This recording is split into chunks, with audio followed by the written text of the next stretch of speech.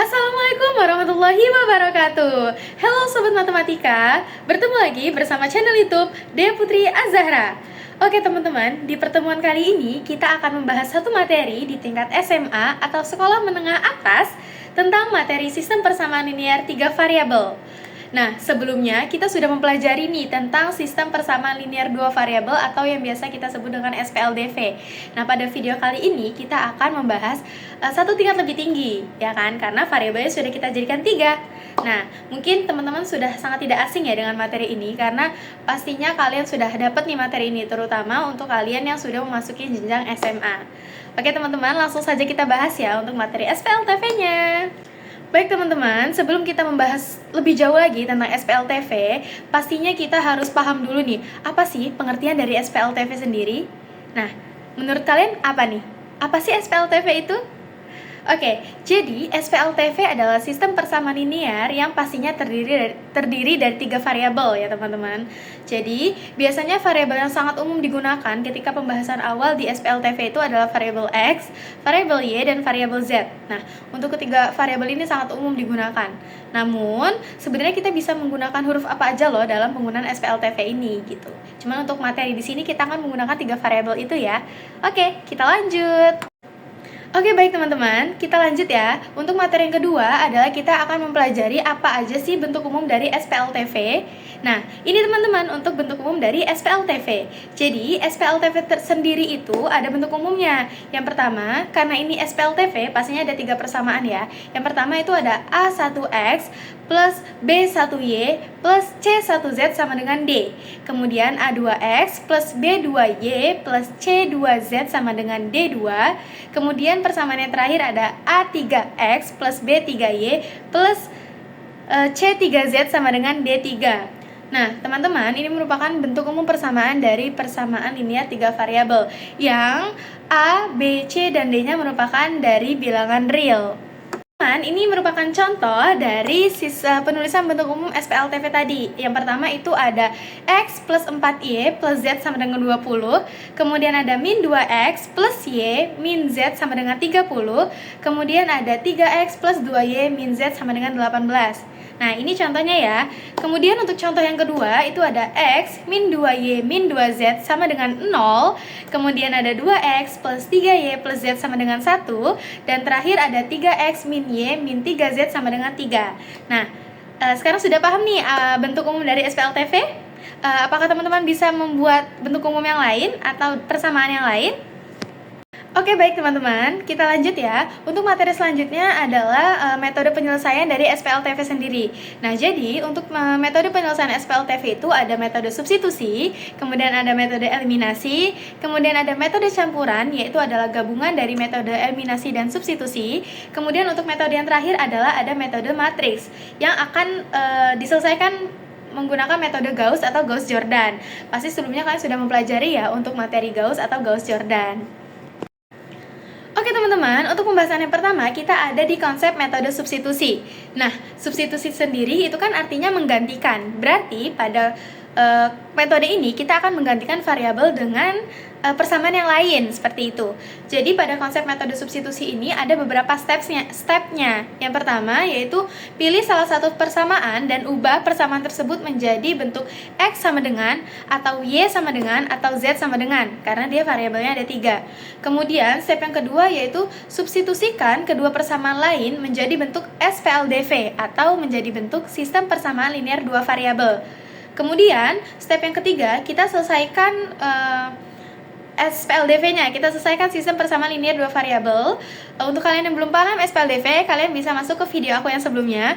Kemudian step yang terakhir adalah substitusi kembali untuk mendapatkan nilai variabel yang ketiga atau variabel yang akan kita cari.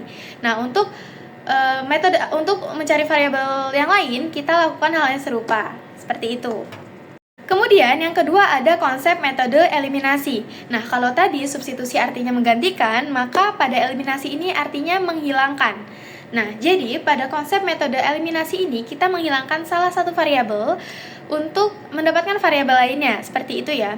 Nah, ada berapa steps? Jadi untuk metode eliminasi pun ada beberapa stepsnya. Yang pertama, kita pilih dua persamaan dari 3 persama tadi, kemudian kita hilangkan salah satu variabel dan menjadikan bentuk SPLDV lagi. Kemudian kita ambil 2 persama lain dan hilangkan variabel yang sama.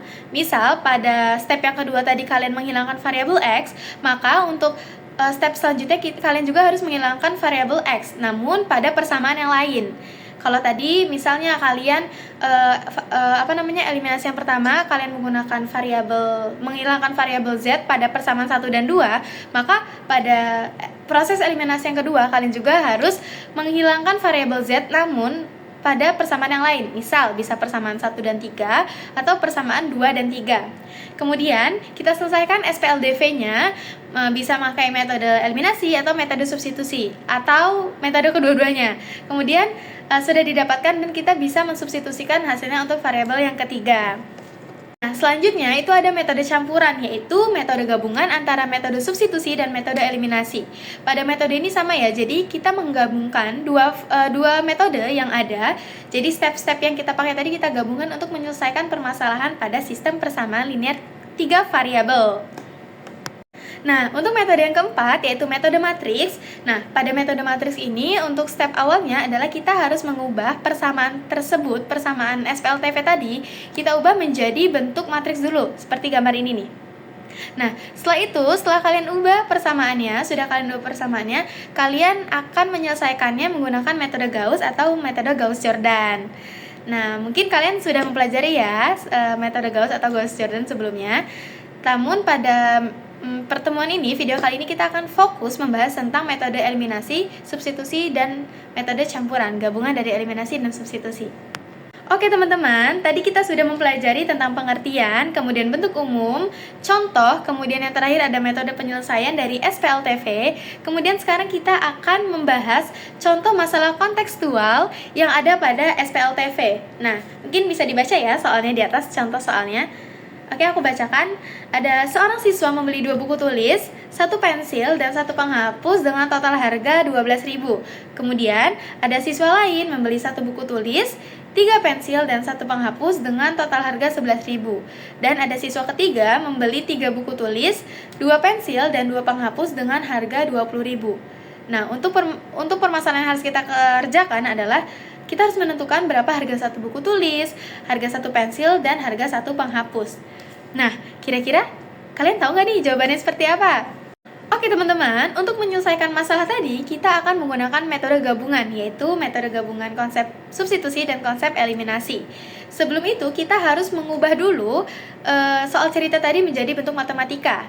Oke, di sini akan kita misalkan tadi ya, karena kan tadi aku sudah menyebutkan sebelumnya bahwa variabel umum yang digunakan adalah variabel X, Y, dan variabel Z.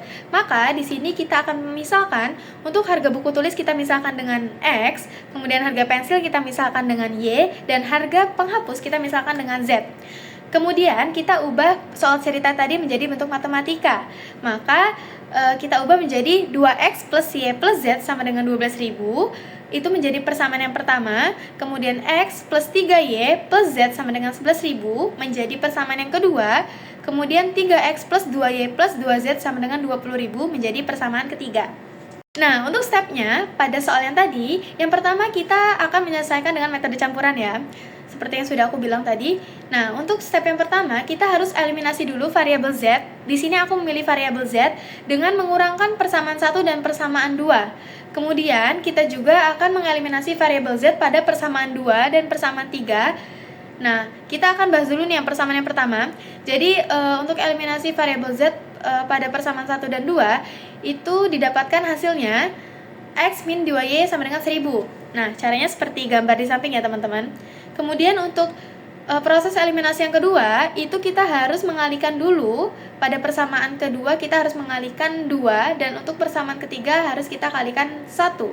Karena agar koefisiennya sama, sehingga didapatkan 2X plus 6Y plus 2Z sama dengan 22.000 dikurangi 3X plus 2Y plus 2Z sama dengan 20.000. Maka didapatkan hasilnya min X plus 4Y sama dengan 2.000, itu menjadi persamaan kelima.